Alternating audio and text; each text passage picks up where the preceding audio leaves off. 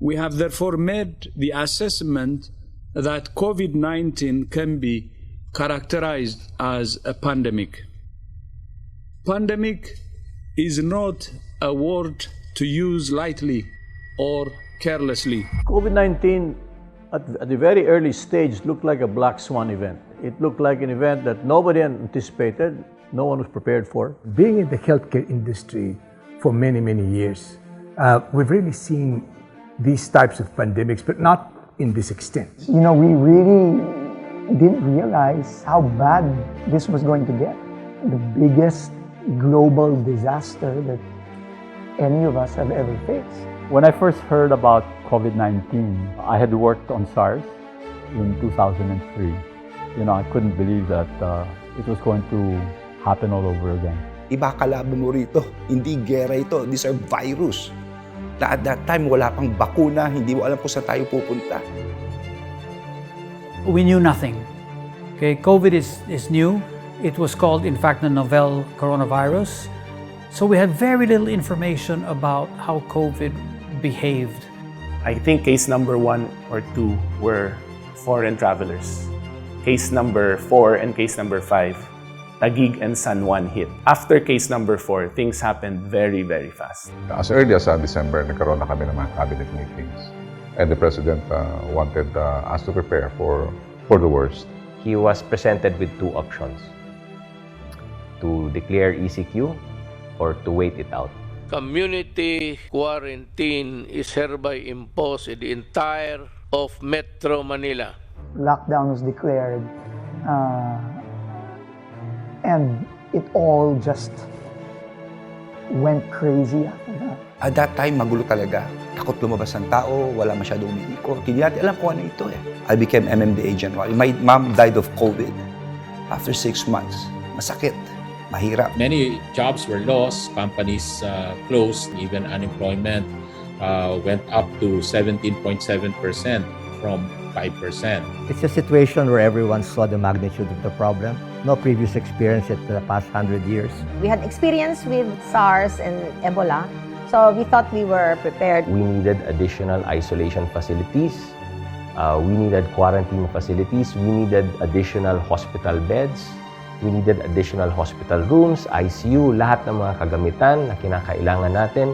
We were beset with an unprecedented pandemic, and we do know that the healthcare system is not as resilient as we want it to be. No? So definitely, we needed help. We started building all these facilities, and thankfully again, which was actually the beginnings of T3, the private sector immediately helped.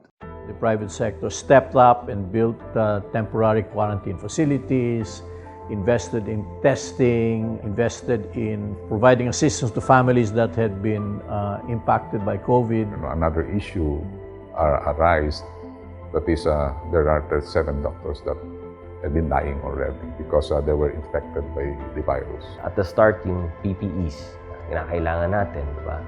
Many of those in private sector had to repurpose their facilities para makatulong sa pag-manufacture ng mga medical supplies na kinakailangan ng mga frontliners natin, halimbawa. We were able to produce 2 million. I think the private sector was able to double it. And if you look at the data, before we were not able to produce the PPE, 37 doctors have already died. But after T3 and the national government was able to produce the PPE as early as April and May, the death reduces to only 1 or 2 or 3 per month. T3 was really a call that started with the president's call to have a whole-of-nation approach, meaning everybody. This early, business groups are calling for a public-private partnership. I talked to the Executive Director of the Asian Development Bank, Mr. Paul Dominguez. So I called him, sir, can you help me connect with the private sector? I had a small network of people that we were able to put together. And then the group eventually expanded. April 2020, so 2 years ago now, Secretary Carlos Dominguez, Finance Secretary, and Jaime Augusto Zobel of Ayala had a meeting, and specifically we were asked to help in PCR tests and in PPEs, and that's how T3 started. we started bringing in all the players together and just looking for solutions. That led to a meeting on April 24, and this time the group had gotten bigger. We now had the hospitals, the private hospitals involved. We were invited and joined the T3 coalition to join them in their bayanihan efforts, to be able to address the devastating impact of COVID on our Filipino people. So it was the right thing to do. Initially, they asked me to lead the communication efforts, and then from there, I contacted Margot and say, hey, I have a project. I was called actually by George Royeca, who's a good friend, and he asked me, could you lead the communications for the private sector? I was called in by a person who I've heard of for over 10 years in the name of Margot Torres, who is just the managing director of McDonald's Philippines, my arch nemesis. And one day she just calls me up and says, hey Pepot, can we collaborate on a certain campaign to help the government? So I said, sure, why not? I decided to join the coalition because I wanted to be of service to the country. This is a situation where I would say our backs are against the wall, right, with the pandemic. When we reflect on it, and I did a lot of the calls and the asks, from companies, I can't recall any company that said no. Nobody believed it was impossible. Eventually, the whole T3, it all metamorphosed into an organization called T3. It was Secretary Charlie who came up with the name T3 for Test, Trace, and Treat. The idea was really for the private sector to come together and help or augment whatever the government needed to be able to figure out solutions to these problems. I could liken it to a basketball dream team. You will never have that opportunity. T3 brought some of the best leaders of the private sector into conversation with the key decision makers, the policy makers of our government. Whether it's SM or Ayala, Jollibee or McDonald's, we just joined forces. Parang wala nang, we did not think of competition anymore. We just think of the country. We just think of the Filipino people. There was this chemistry. It's hard to explain. How do you put these people together during a crisis with no playbook? There's no benchmark country to follow. Sabi ko nga, surprisingly, there was really no written document, but they just pulled themselves together informally, and then nag-sustain naman up to now. The objectives were so aligned. It wasn't exerting regulatory power. It wasn't making profit. No contracts, no signed agreements. Among the parties, we all joined voluntarily. We really were meeting every morning at 8 in the morning, every single day. Those were the times that duty calls for it. Dahil nakikita mo mga may sakit, yung mga namamatay. That is the main motivation for everyone. The first problem that we had is on testing. We have an unseen enemy. We only think that we can see them to increase our capacity on testing. The first priority back then was testing, just to identify people who may or may not have the virus. We had one laboratory capable of doing COVID tests, and we could only do a couple of, not even 100 tests in a day at that time because we only had one lab. In fact, in the beginning, I remember, we were even sending samples in February and March to Australia. Can you believe that?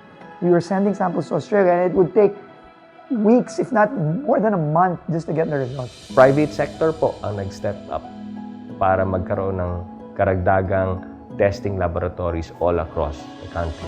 And what we just tried to do was really find a way to facilitate and make the process easier. We were present from Luzon to Mindanao. We have a total of more than 78 malls. Now we're already nearing 80 malls. So we offered our venues to be test centers. Apart from that, SM also gave for free, allowed us to use for free SM Arena, MOA Arena, for practically 1 year for us a testing facility. T3 provided encoders, computers, tents, and it became one of the key sites where we could test Metro Manila. That was really from a few hundred tests in January to 30,000 tests in July, and I thought that was one of the major achievements of T3. From one, we now have close to 400 labs that are now capable of testing thousands of tests every day.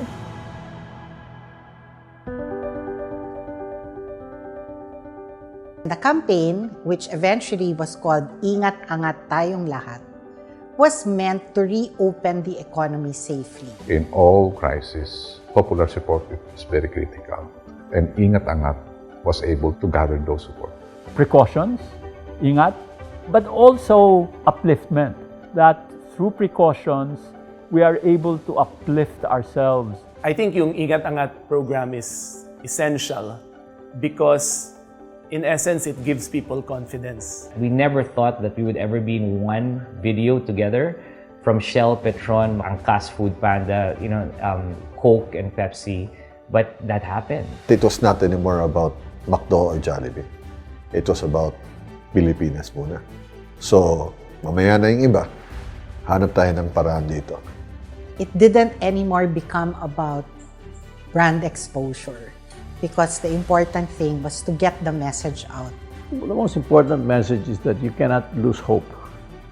And when you have hope, then you can start rebuilding the level of confidence that the individuals require and the organizations require and the country requires. I was designated as the vaccine czar last November. 85% of the global supply has already been taken by 6 countries. The rich countries got all the vaccines in the beginning. The global supply and demand pool was so intense that we all needed to up our game in terms of procuring and negotiating for those vaccines. We were able to get the first vaccines from China on Feb 28, and we rolled them out immediately. Sinovac came in, and then we had a few donations from COVAX of Pfizer and AstraZeneca. So we started getting Moderna vaccines. We started getting Pfizer vaccines. Partner private organizations just came in.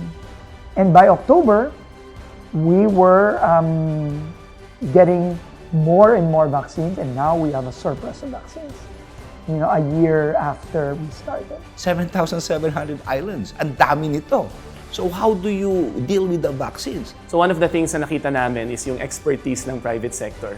Pagdating sa management ng logistics, yung time in motion. Alam namin kung anong oras darating yung bakuna. Kampante kami na pag kami nag-schedule ng 1,000, 2,000 sa isang araw, darating yung vaccine.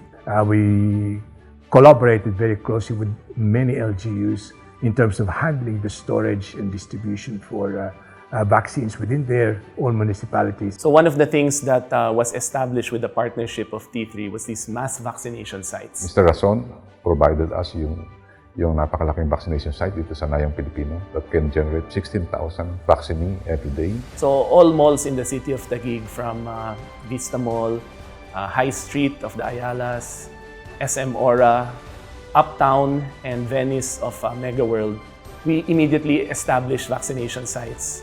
And to top it all off, McDonald's and Jollibee let us use their branches to vaccinate. And we could not have done those things, or we would not have even thought of those things if it were not for the private sector. I mean, we've never vaccinated more than 500,000 Filipinos in a year. Right? And we were vaccinating more than 500,000 Filipinos in a day. We were able to vaccinate 10 million people in 5 days because of the mobilizations of all Filipino people in the private sector and the public. I believe that we would never get these vaccination rates this high without the partnership with the private sector and with T3. At that time, only 32% of Filipinos would actually want to get vaccinated. Look at where we are now. 70% of the population fully vaccinated. We can only attribute it to the work of so many people.